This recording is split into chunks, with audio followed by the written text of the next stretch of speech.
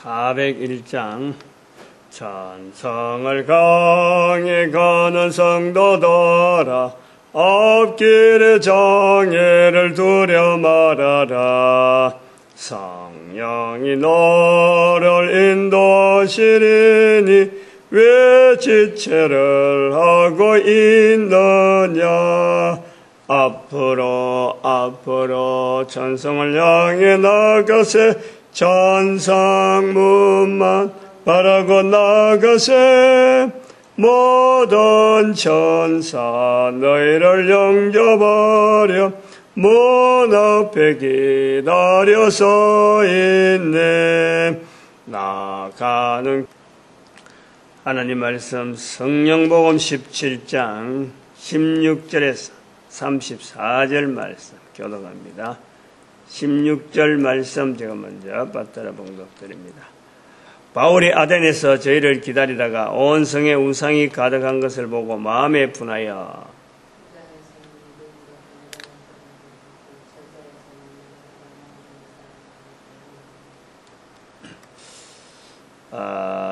오늘 본문 성령복음 17장 16절 이하의 내용은 바울이 그 아덴에서의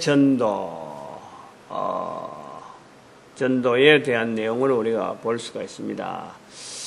이 아덴이라는 데가 인류 역사에도 유명한 장입니다. 이 유명한 장소죠. 아테네. 오늘날 지금 영국에서 지금 런던 올림픽이 열립니다만은 그 올림픽이 시작되는 곳이 바로 이 아테네라고 하는 도시에서 시작이 된 거예요. 그리고 이 아테네가 지금 현재 로마 지역이지만은 헬라 철학의 중심입니다. 헬라 철학. 로마와의 관계는 로마를 지배하고 있는 하나의 철학 사상, 어떤 움직임은 바로 헬라 철학이 그대로 로마에 얹혀져 있는 거예요.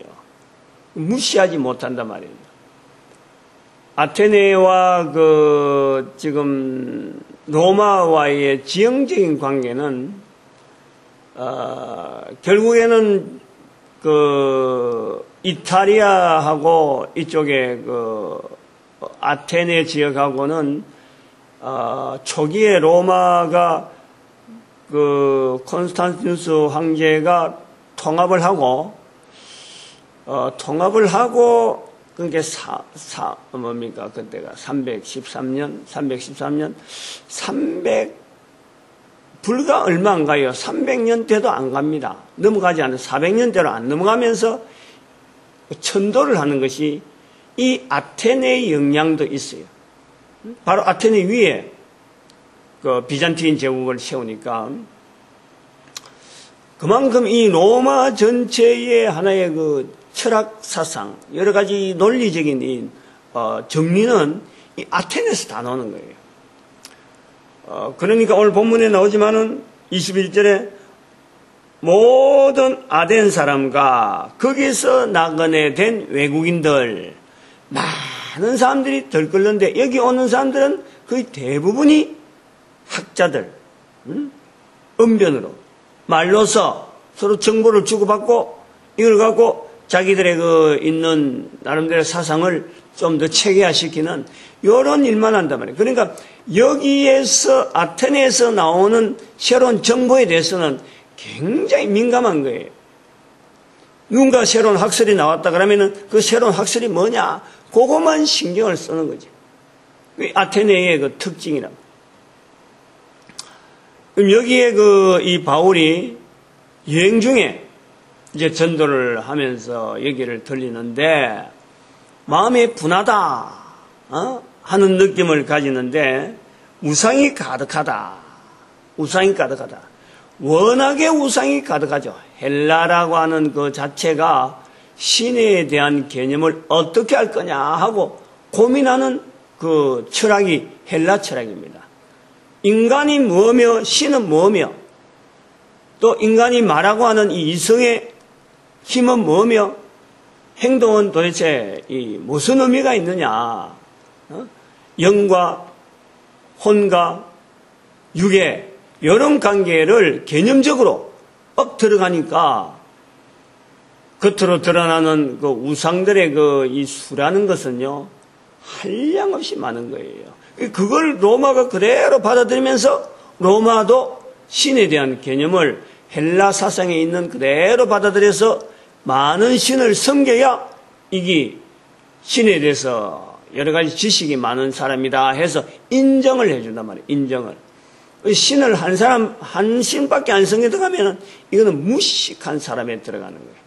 그러니까 신이 많다는 것은 그만큼 다양한 어떤 이론들, 다양한 어떤 이론들이 막 나오다 보니까 이게 버리지를 못한단 말이에요. 그런 도시의 어떤 특징 때문에 우상이 특별히 많은 이 도시. 근데 여기에서도 17절에 보니까 해당에서는 하고 유대인과 경건한 사람들과 저자에서는 날마다 사람과 변화다. 분명히 유대인의 해당이 있습니다. 다른 지역하고는 다르게 이 유대인의 해당이 힘을 못 쓰고 있다 이 말이야. 이 아덴 지역에서는, 다른 지역에서는 유대인의 해당이 있으면은 어느 정도 이거를 말이죠, 지역에 가만히 돼가지고 이 우상 섬기는 이런 부분이 좀 더 덜해지는데 영향을 미치는데, 여기는 유대인의 영향을 못 미치는 거예요. 그래서 바울이 분하다 이거지. 분한 거예요. 다른 지역에서는 유대인들이 영향을 미치는데 아덴 지역에서는 이 영향을 이렇게 못 미치나. 그래서 바울이 또 가지고 있는 예수님에 대한 신앙으로서, 예수님에 대한 믿음으로서 바로 그리스도께서 오셨다. 오셔가지고 그리스도께서 바로 모든 사람들, 지금까지 몇몇 사람 유대인들만 알고 있던 그 내용이 이제는 모든 사람들에게 알게 하기 위하여, 신이 있음을 알게 하기 위하여 예수님께서 죽은 몸이 다시 부활했다. 이 부활이라고 하는 이 내용을, 예수님의 부활을 지금 현재 아덴에서에 전도하는 사도 바울은 지금 어떤 내용으로 이것을 받아들이냐, 이것을 전하느냐 그러면은 하나님의 향하는 믿음, 알지 못하는 신이라 해서 이들이 알지 못하는 모습으로 가지고 있는 그 자리를 알게 하기 위해서 죽은 몸으로 다시 부활한다는 거예요. 증거라는 거예요, 증거. 부활이라는 것은 아덴 지역에서의 바울이 전하는 복음의 내용에서는 바로 하나님을 알게 하는 증거, 증표로서 죽은 자가 부활했으니까 이거는 하나님만이 할 수밖에 없는 일이므로 하나님을 이제는 돌아와야 된다. 하나님께로 돌아와야 된다. 하나님을 불러야 된다. 하고 아덴 지역의 사람들에게 이야기를 하고 있는 겁니다. 그런데도 불구하고 부활이라고 하는 이 정표를 가지고 있음에도 불구하고 이야기를 하고 하는 분 말고 듣는 자들은 하나의 새로운 뭔가 이론인가, 새로운 뭔가 교훈가, 그래서 그런 방향으로 이걸 받더라. 이 아덴 지역의 사람이 바울이 전하는 어떤 복음의 내용이라도 받아들이기는 하나의 새로운 학설 정도로 받는다 하는 것이 아덴 지역에서의 사도 바울이 전하는 전도의 그 흐름이, 우리가 이거를 두 가지 측면에서 우리가 좀 바라봐야 될 부분이 있어요. 하나는 바울의 전도에 대한, 늘 우리가 이 부분을 복음서하고 연결할 때 바울의 전도 오늘을 우리가 많이 연구를 하고, 바울이 전한 복음이 이런 기구나. 그래서 바울이 전한 복음을 우리는 오늘 우리의 것도, 우리의 현장에서도 바울이 전한 복음의 언어를 현장으로 자꾸 나타내려고 하는 이런 것을 모방이라거나 이런 걸 많이 예를 쓰죠. 로마서도 있고 막 이러니까 그 바울의 권위를 상당히 우리가 높이 본단 말이에요. 전도로 삶을 살았으니까 오죽하겠어요? 그러나 오늘 본문을 통해서 우리가 봐야 될 것은 바울이 전하는 복음에는 항상 유대인이 배경이 되어 있는 시대라는 걸 알아야 돼요.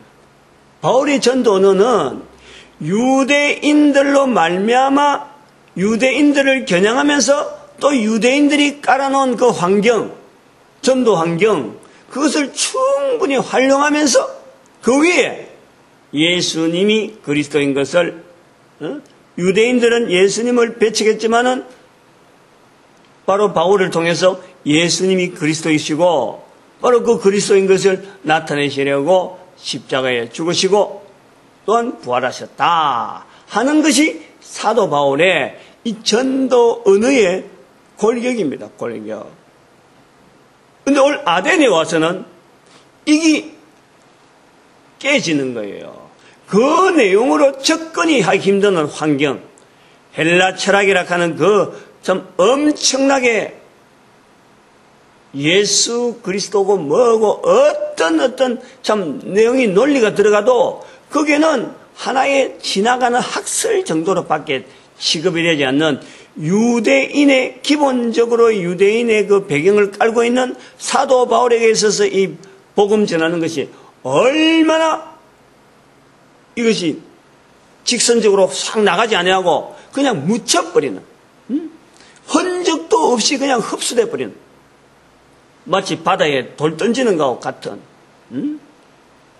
툭 던질 땐 들어가는 것 같은데 나중에는 아무런 흔적 없이 그냥 파도만 일렁일렁하는 이런 내용이 바로 이 아데네스의 사도 바울의 이 복음 전하는 그 반응이라는 거예요. 근데 이걸 우리가 분명히 염두에 둬야 되는, 염두에. 이런 현상 속에서 복음을 꾸준하게 전하려고 하는 그 자리가 바로 요한복음이래, 요한복음. 유대인들의 배경이 사라진 AD 70년 이후에 로마 사회를 향해서 우상의 찌들이 있고 예수님에 대한 내용이 전혀 배경이 되지 않는 그 시대에, 유대인의 배경 자체가 사라지고 있는 그 시대에 그야말로 생짜배기들 붙잡고 앉아가지고 언어를 맞춰가는 거예요. 언어를, 그 시대 언어를 맞춰서 복음을 하나씩 체계로 잡아가는 언어가 바로 이 요한복음의 언어라는 거예요. 이 차이를 구별할 수 있죠. 차이를. 사도들의 구분은 베드로를 통해서 분명히 한 단계 지나는 거고, 그 다음에는 바울을 통해서 유대인들을 배탕을 한, 배경으로 한 그 광활한 소아시아 지역과 유럽 지역의 빌립보서 시작해서 고린도까지 내려오는 그 긴 여정의 전도 여행 현장에서 있었던 그 언어의 체계는 사도 바울은 철저하게 유대인 해당 중심이었다.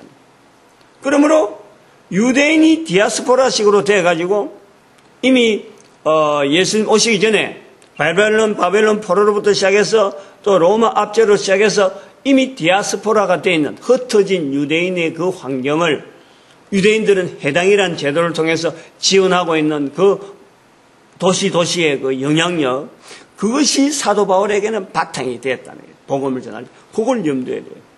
근데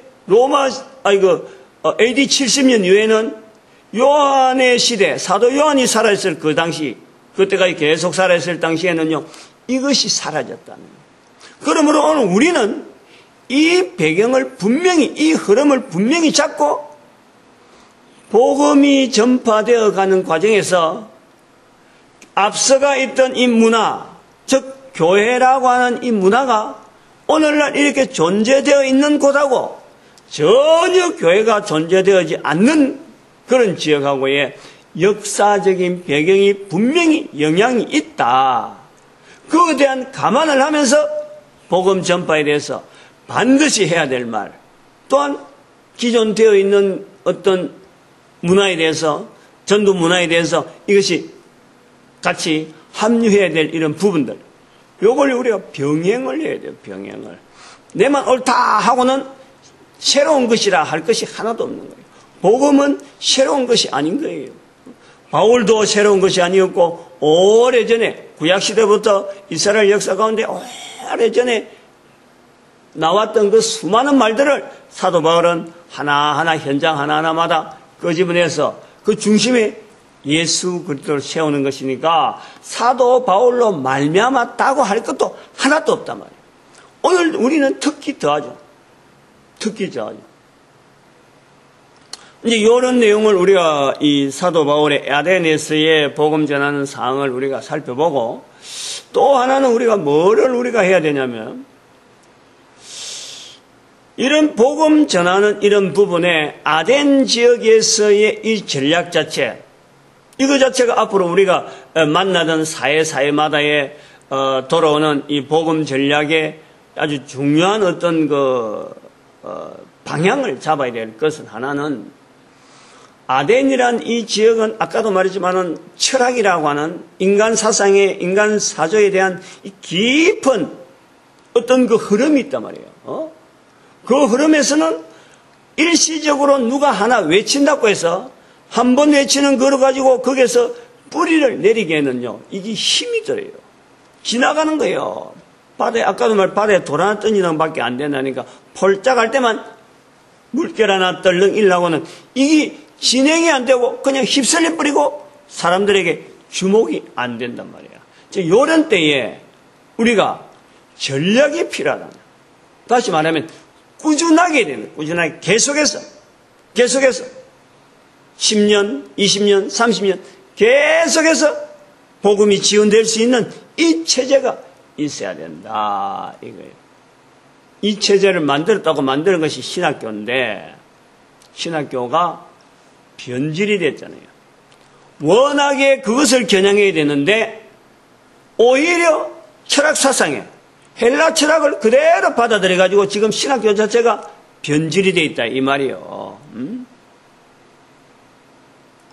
신학교가 전도하는 이 구조를 지원하는 체제가 되어야 되는데 전도 안 하면서 2000년을 건너다 보니까 신학교 자체, 학교 자체의 구조는 어디 가지나 르네상스로서 인문주의 발달의 산실인데 거기다가 신학을 집어넣으니까 이게 신학이 들어가 버리면 먹혀버린 거예요. 먹혀버려. 이거를 우리가 거꾸로 돌려야 돼요. 거꾸로. 신학교의 기능을 바로 철학사상이나 이런 어떤 전도 현장에 꾸준하게 지원해야 될 이런 부분에서 뒷받침해주는 힘을 주는 이런 어떤 사상적인 그리고 신학적인 전도 신학적인 이 훈련을 연대해서 계속해서 이번 세대에 또 30년 후에는 또 다른 세대에 계속 시대마다 흘러가더라도 전해야 될 이 복음 자체가 이 틀이 딱 잡힌 그 틀을 꾸준하게 밀어줄 그 신학의 체계가 필요하다. 우리가 여기 아데네스의 바울의 이 복음 전도 현장을 보면서요, 이걸 놓쳐버리면 안 된단 말이에요. 이걸 찾아내야 돼. 지금 현재 이런 현상으로 우리 국내에 있는 전도하는 그 기관, 전도하는 조직, 전도하는 어떤 교단 이런 거 볼 때요, 이것이 지금 가장 어떤 효과를 본다, 효과적으로 지금 하고 있다 하는 것이 유광수 다락방 그 조직이 계속해서 뒤에서 동력이 돼가지고 밀어주는 거예요. 사람들한테 방향을 이런 방향을 해라 저런 방향을 해라 하는데 단기 너무 시각 자체가요 너무 이게 이 근시안적이라 근시안 이걸 좀 우리나라 전체를 퍼져서 활용할 수 있는 쪽으로 해야 되는데 우리 겪고 자기들 아니면 쏙 집어버렸어. 이게 실수예요. 이게 실수. 하나님이 주신 그 복음의 어떤 시각 진행해야 될 이런 부분에 그저 자기가 해야 된다 하고 막 밀어붙이다 보니까 다른 사람들이 참여할 수 있는 공간을 전부 다 막아버렸어요. 참여한 교회는 자기들 조직 안에 들어오게 하고 충분히 그걸 누리게 만들면서 다른 조직이 들어오는 대문을 막아버리고 그럼 모든 교회가 여기에다가 적용해야 될 이 부분을 막아버리는 거예요. 그래서 아마 제가 볼 때는 유광수 씨도 참 조직을 만들고 열심히 하긴 하지만은 이 성령님의 역사에 의해서 되어지는 이런 어떤 전도 현장을 강범위하게 누리게 하는 데는 아마 분명히 실패한 거로 보아집니다. 그래서 살아있는 동안에는 피차간에 서로가 의존하고 할지 모르지만은 죽고 나면 별 볼 일이 없어요. 죽고 나면. 이거는 아까도 말했지만 이 아덴이라고 하는 이 어떤 오늘 본문에 나오는 이 어떤 실체 그것 자체를요 오늘 우리의 시대로 똑같이 봐야 돼요. 똑같이 봐야 돼요. 이게 하나의 한 사람이나 두 사람이나 한 기관이나 조그만 걸 해갖고요 이게 해결이 안 돼요. 그 자체를 전체를 다 녹여버려야 되는데 한두 사람 갖고 바울이 가도 안 된다 이 말이에요. 바울이 가도 누가 가도 되겠어 그게 지금 한 번 지나는 것 갖고는요 어림도 없어요. 바울이 만약 여기서 정착을 하고 여기서 만약에 이 전략을 깨닫고 이것은 단순히 한 번 해도 되는 게 아니다. 여기다가 어떤 센터를 만들어서 에베소처럼 여기 하나 해야 되겠다. 거점을 삼아야 되겠다. 이런 전략은 그 당시에는 생각을 못하는 거지. 지금 계속해서 데살로니가에서부터 시작해서 지금 베레아로 가서 지금 밀려 내려오는 상황에 잠깐 있다가 지금 고린도 가야 된단 말이에요. 다음 장에 지금 고린도 가야 되는 이 여정이 지금 빡빡하게 정해져 있어요. 그래갖고 고린도에서 지금 돌아가야 되거든. 그러다 보니까 그런 어떤 전략, 자기 자신의 분한 것만 이래 보았는데 실제로는 그러한 전도 현장이 앞으로 요한복음 이후로 모든 문화가 바로 그런 문화 속에서 노출되어 있는 거예요. 그걸 미리 바울로 하여금 경험하게 만드는 거고 이 바울의 경험을 통해서 우리는 2000년 동안 전도 문화에 대한 이 지원 체제가 없은 것에 대해서 우리 아이디어를 정리를 해본단 말이에요. 그걸 실질적으로 신학교락하는 오래전부터 있었는데 이거 자체가 처음 출발이 이게 바로 인문주의를 통해서 출발한 신학교라서 이게 돌이키는 데는 지금 어마어마한 지금 힘이 필요한 거예요. 몽땅 뭉쳐서 야 우리 지금부터라도 바꾸자. 요래 해도 될 판이 안 될 판인데 이게 지금 방향 자체를 모르고 무조건 앞을 나가고 있거든. 근데 다행히 유광수 씨 같은 우리 한국 안에 그런 개념을 가지고 시도를 해보는 이런 어떤 개인이 있다는 것만 해도요 감사하고 여기에 우리가 70인 전도대 운동을 해가지고 빌립 전도연구소 체제로 이제는 각 지역마다 복음전도 학교를 256지역에 복음전도 학교를 세우고 사이버 복음전도 학교를 운영하고 이런 전체적인 운영을 하면서 이제는 하나의 전도에 대한 이 체제를 계속해서 누릴 수 있는 시대와 환경이나 우리나라뿐만 아니라 다른 나라 어디라도 적용이 될 수 있는 체제로 우리가 지금 만들어가고 있다라는 거예요. 그것을 겨냥하고 처음부터 전도대학을 할 때부터 이거는 연합해야 된다. 그리고 우리 구미에 있는 전도학교, 전도대학 16번째라고 그랬는데 여기에서 모든 행정적인 지원을 우리가 맡아야 되겠다. 마음에 그래 두고 전도대학을, 구미 전도대학을 시작했다는 거예요. 처음부터 그렇게 마음을 먹고 있었던 거예요. 그게 제 마음이 아니라 알고 보면은 감동이죠, 감동.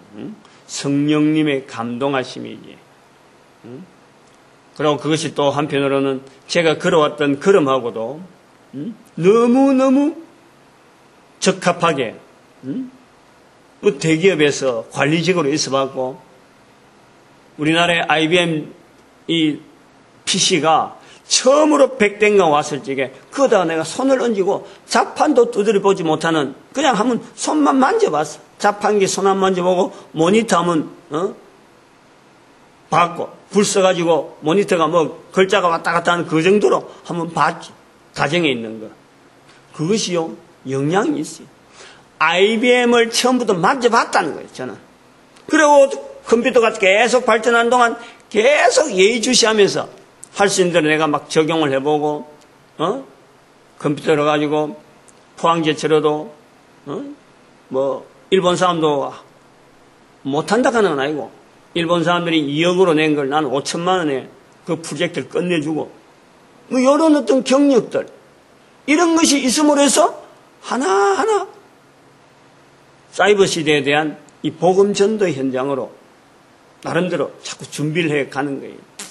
그렇게 가다가 이번에 그 이강구 차를 만나면서 지역 복음 전도학교를 다시 일으키려고 하는 이런 지금 준비를 한 중에 이 본문하고 연결되면서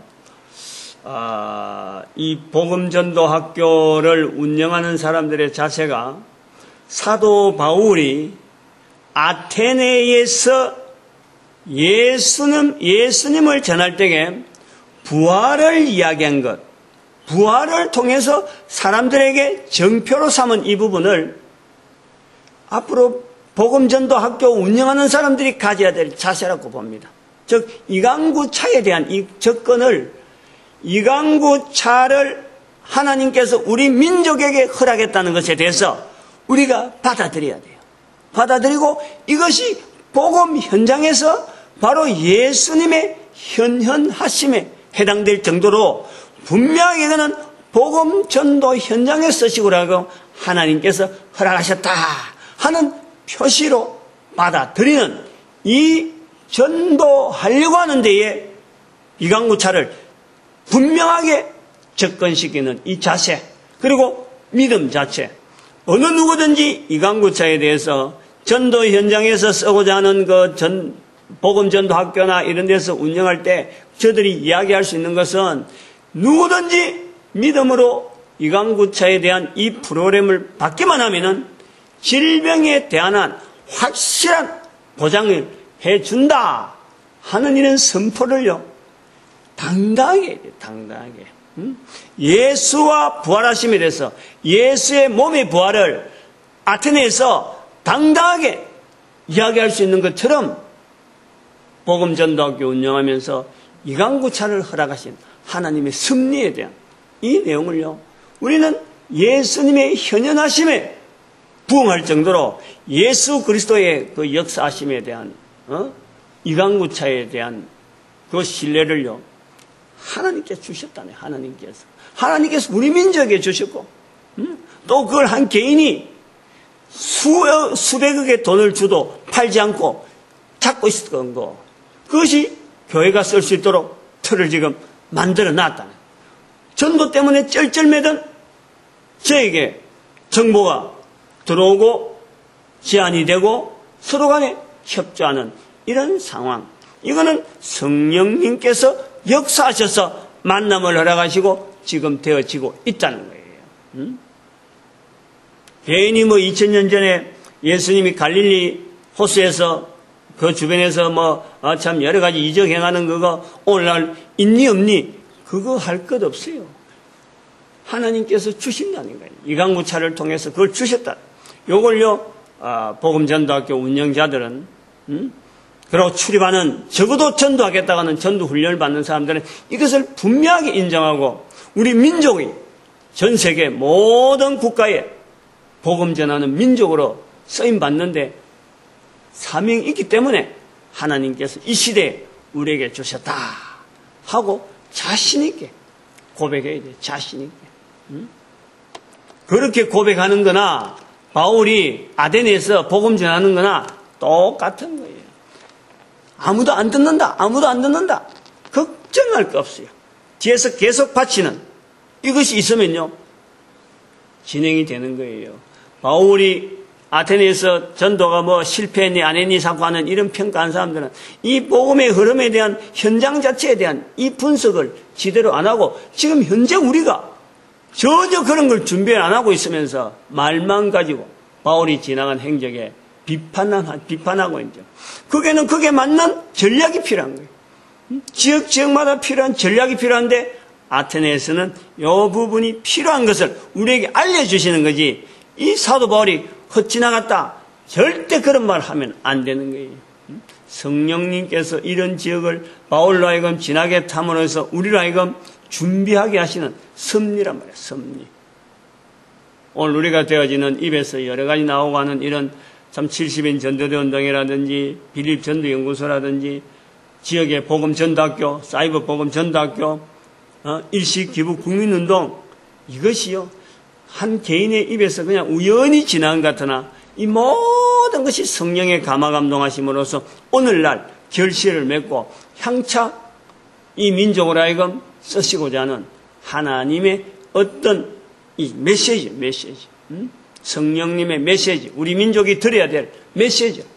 그래서 이런 물결들이 앞으로 어떻게 발전될지는 모릅니다. 그러나 분명한 것은 이것이 전도 문화를 계속 유지시키고 지원해야 될 분명한 신학교적인 그런 개념이 필요하다. 그래서 기존 신학교가 이걸 받아들이지 못하고 그냥 지금대로 방향이 나가면은 이거는 무너져야 될 대상이고, 신학교가 방향을 돌리고 신학교의 정말 기능 자체를 회개의 자세로서 오직 전도 문화만 딱 붙잡고 있으면은 우리나라의 신학이 결국에는 전 세계 신학을 주도하는 신학이 될 수밖에 없단 말이에요. 우리 민족에게 이런 것이 있다는 거예요. 이 힘이. 이걸 분명히. 그리고 창세기 11장 8절에 있는 11장에 있는 바벨탑 사건이 결국에는 우리 민족의 조상, 셈의 후손되어진 에벨의 두 아들 벨렉과 욕단의 그 행적, 그 자체를 우리가 창세기에서 분명히 알고, 욕단이라고 하는 참 성경에 나오는 인물 자체가 우리 민족의 단군이라고 하는 이 이름으로 불려지는 것에 대해서 우리는 더 연구를 철저히 해가지고요. 과연 우리는 우리 민족의 역사는 성경에서 창세기 10장에서 분파로 넘어온 그 욕단의 후예락하는 그것을요, 온 세상에 알리는 것도 아주 중요한 신학의 내용이라. 얼마나 우리가 자부심이 많은 민족인데 오늘날 이런 자부심이 아니고 괜히 사람을 겉으로 드러나는 그런 것 가지고 돈 가진 거, 지식 가진 거, 이 자부심 갖고는, 이런 자부심은 어림도 없죠. 하나님께서 받은 어마어마한 자부심, 사명, 그것이 우리에게 자부심이 되어야 된다. 그 사람은 곁들여서 말씀드리면서 우리 사회가, 우리 민족이 왜 이런 부분에 이렇게 민감하게 반응하게 되고, 또 적은 사람, 별 볼일 없는 저 같은 사람을 하나님께서 쓰셔서 여러 가지 언어를 발설하게 하고 또 이 엄청난 일을 만나게 하셨는가. 아마 사도 바울에 걸어가는 이 아테네 이 지역을 지나는 이 과정을 보면서 우리가 준비해야 될 것을 선포하게 하시는 이런 섭리, 그러므로 앞으로 이제 듣고 준비를 해야 되고, 기존의 신학 자체가 분명히 이거는요 잘못돼도 한참 잘못된 이 구조가 돼 있으니까 여기에 관계된 사람들은 철저하게 전도 현장적인 그런 어떤 신학 구조를 만들어내지 않고 거기에 우리가 나아가지 않으면요, 이건 있어야 될 필요가 없는 정말 무용지물의 신학교 체제가 되는 거예요. 이건 맞으면 확실히 이야기다, 확실히. 그리고 교단 자체가 하나가 되어야 되기 때문에 신학교가 통합되어야 되고, 기능별 신학교로 이런 어떤 신학교 분리가 되고, 그리고 신학교 전체를 아마 우리 70인 전도대에서 지원하는 신학교의 존립 여부를 이 70인 전도대 운동에서 지원하는 그런 체제가 되지 않을까 아마 그래 보고 있습니다. 그러면 전부 다 통폐합되고 정리할 거예요. 정리돼야 되고, 미리 그거는 어떤 방향으로 갈지 모르지만 어쨌든 그런 방향으로 가야 될 내용이라서 미리 말씀하는 거고, 되어질 때 성령님께서 이것도 우리에게 알려주셨다 하고 듣는 자들이 아마 정리를 해야 될 거예요. 그때는 저는 이 땅에 없는 거예요. 이 땅에 없지만은 꼭 있어야 될 일을 미리 말씀하는 거죠. 오늘 우리의 걸어가는 걸음에 이 참 예수님으로 통해서 우리가 전도자 되어진다는 것은 너무너무 크고 너무너무 귀한 줄 알고 이 자리를 좀 계속해서 유지하려고 애를 써야 되고, 그리고 교회가 하나 되는 것에 대해서 축복하면서 우리가 바라야 되고, 우리 민족이 전 세계에서 복음 전하는 민족으로 축복하는 시간으로 주여 삼장합니다. 주여!